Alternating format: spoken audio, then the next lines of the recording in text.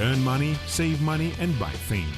Living beyond the economic cycle is impossible. What trends are dictated by world markets and how does it affect consumers? Watch it in People and Economy. Impressions make people happier, concluded the German scientists. At the same time, purchases of tasty food do not affect greatly the level of happiness. Entertainments, such as traveling and concerts and much more, that is what remains in the memory. Psychologists say that the material achievements today go by the wayside and the state of mind and emotions become more important. People want to entertain themselves often when the economic situation is not quite well. They want to digress, doze off, in one word, they want impressions. That is why it is not surprising that the entertainment industry all in all grows with high rates, even faster than the economy of some countries grows. Of course, it depends on the country. One can easily gain positive emotions today. The entertainment industry every year offers more new leisure activities and makes people spend large amounts of money on trips to the cinema, theater, restaurants and theme parks. Entertainment today can be found anywhere. As such, a family trip to the regular mall is rarely complete without shopping goodies for children and riding on all sorts of attractions. In general, this industry is growing annually by nearly 15%. Only on cafes and restaurants, Kazakhstan residents on average spend about $80 per month. And in the past few years, another pastime has gained its popularity – the game in an enclosed space or quests. Так, смотрите, ваша задача сейчас за 1 час выбраться из этого помещения. 60 minutes to solve the mystery and release the room, reincarnating in the famous detective and his partner, searching for clues and non-standard solutions. And it's not a computer game, but almost a reality.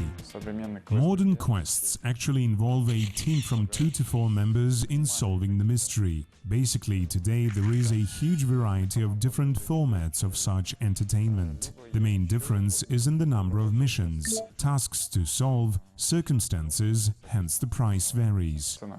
Plots can be different. Often you can play quests by a team of 2 or more people. It costs about $30 to $40 per group. Scientists are also talking about usefulness of such puzzles. They assume problem solving contributes to the release of that famous hormone of happiness, endorphin. People who like quests usually like solving different problems. Here one can relax, I can say. Practically, quests take you to the different reality, so that you can feel yourself a character of, let's say, modern fairy tale. So you can feel yourself a 007 agent or a spy. This is a totally new entertainment which people previously didn't have. It gives you new emotions, for example adrenaline, or on the other side it could be relaxation, which is not available during the working week. A cafe where everything but time is free. This fun format is popular in Kazakhstan for more than 1 year. An hour's stay costs less than $2. Everything else, tea, coffee and biscuits, is on the house, including board games, another bonus of a cafe. This is a free space where people can spend their time playing board games, drinking tea, conducting business meetings or children's birthday parties and so on. On evenings, creative youth usually comes, different students, poets with their poetry readings or literature clubs. We can also watch different movies together. The main target audience of such a cafe is youth, and it is not only about playing games or chatting with friends. People here often conduct masterclasses or even work. Some people come here to work in a daytime. There are usually different freelancers, and it is very interesting. It is convenient for them because the environment is informal and friendly. They hold different business meetings here, and it helps them to liberate because here the shoes are changed to slippers and tea is made by them. We also have some school children who play board games here, or students who participate actively when we conduct seminars with different travelers. Discovering science and having a great time. That is what interactive parks combine. Optical illusions, variety of experiments and much more. Such sites include both entertainment and education. Most of people like gravity rooms where they can walk on the ceiling and walls and visit the mirror maze. Taking into account the exhibits, the most favorite one is the Tesla ball. It is a ball with a constant current flow and it is quite interesting to touch it. Also, the ball heats if touching it for a long time. Children very much like the aerodynamic tube, where the ball can fly in the airflow without falling down. This happens due to its round shape. Here you can walk along the walls or ceiling, hit the mirror maze, as well as see unique nitrogen shows and even become a member of the experiments. It is the first and only park of its kind here in Kazakhstan. The show usually takes 20 to 30 minutes depending on the number of visitors. It is amazingly interesting. Hands are on fire, things get exploded, you can take part in those experiments yourself. Talking about the educational program, we have special projects for school children. It is when a group starting from 15 members comes, we provide a 50% discount to make our projects even more available and affordable for Kazakhstanis. Many children after watching this show say, "I also want to become a chemist." According to analysts, entertainments account for 8% of the Kazakhstan residents' expenses. A quarter goes for paying utility bills and 50% on the purchase of food. 17% remain. The entertainment industry in Europe brings more income from year to year. After all, for impressions and positive emotions, people from almost all around the world come here. This is not surprising. In addition to vocational resorts, here there are many parks and museums, and various festivals are being held regularly.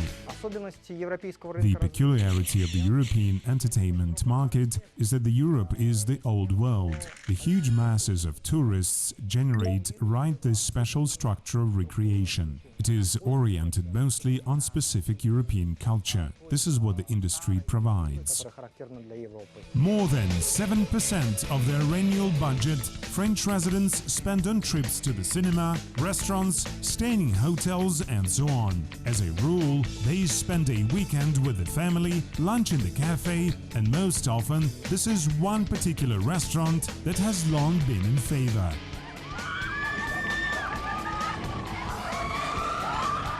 Both adults and children love Disneyland in France. Annually, it is visited by over 12 million people. A profit which is hundreds of millions of euros per year.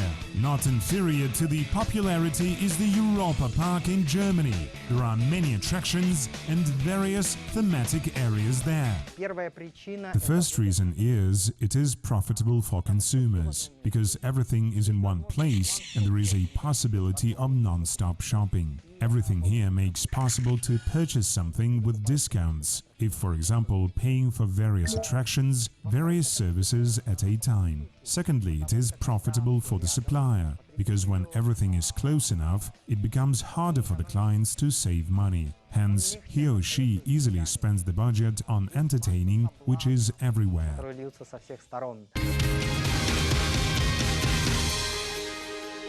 Asian countries do not lag behind the West. The entertainment industry in the region is striking in its diversity. For example, Japan has its own Disneyland too. The park is huge, so it is better to move on a special train. The Japanese themselves, in their free time, prefer trips to the theaters, restaurants, cafes and bars, although many establishments are closed before midnight. An average Japanese family on vacation and entertainment spends a little more than 9% of the budget in a month and about 2 hours per day. Chinese residents have spent on recreation and entertainment a record sum of $48 billion.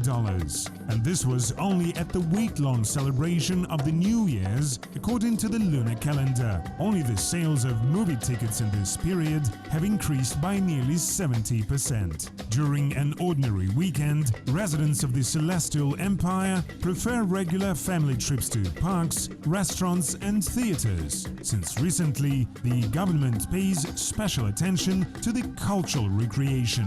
For example, now in China there are more than 3,000 theaters and about 2,000 museums. Among the consumer spending, 20% fall on cultural leisure. For the Chinese market, cultural orientation is also a norm. They have very rich culture, but it does not make difference from, let's say, France or the whole Europe. The difference is rather in the speed of development and the amount of money generated. Very important point is that China is both a producer of the equipment and the center of the development of the entertainment industry. For example, almost all types of slot machines are produced in Guangzhou.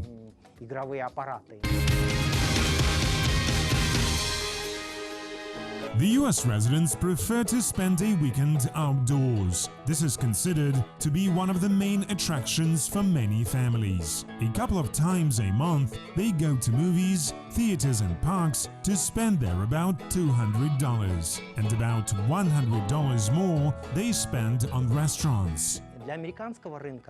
For the American entertainment market, a family orientation is quite usual. As I can see, one may easily have a good time spending only $400, and he or she will receive a well service, good quality and positive impressions. And also, as I have noticed, they really like visiting national parks where the Americans can unite with the nature and spend their time with family. They usually hike and so on.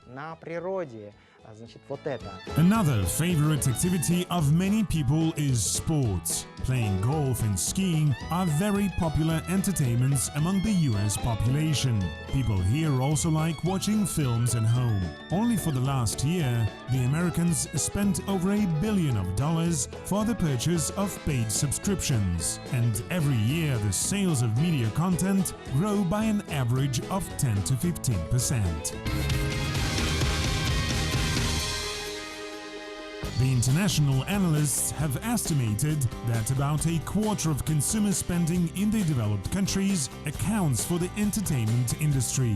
At the same time, according to their data, in the resort cities, tourists spend 5 times more than the local residents. According to forecasts of PricewaterhouseCoopers auditing company, the market of entertainment and media will grow by more than 5% a year until 2019 and will exceed $2 trillion. The United States is the largest entertainment and media market. Analysts predict that by 2017 it will exceed $630 million and will be $632 million. Japan is on the second place with $203 million.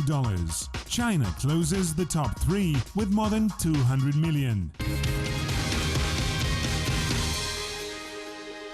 Save on entertainment without spoiling your own mood. There is a wide variety of ways to amazingly spend the free time without compromising the wallet. For example, the experts advise going to the cinema on the morning sessions and on the weekdays, and do not ignore the special coupon websites which offer many discounts on tickets. It is also possible to track coupons on trips to cafes and restaurants. There are some certain days the museums and zoos offer free entrance. This usually occurs during holidays, and staging of many plays and concerts can be viewed in the internet for free after a few days passing. Entertainment can be free of charge. The most popular leisure, which does not comprise any special spending, is walking in the park. It is followed by going to a picnic and sledging in winter times or riding a bike in the summer.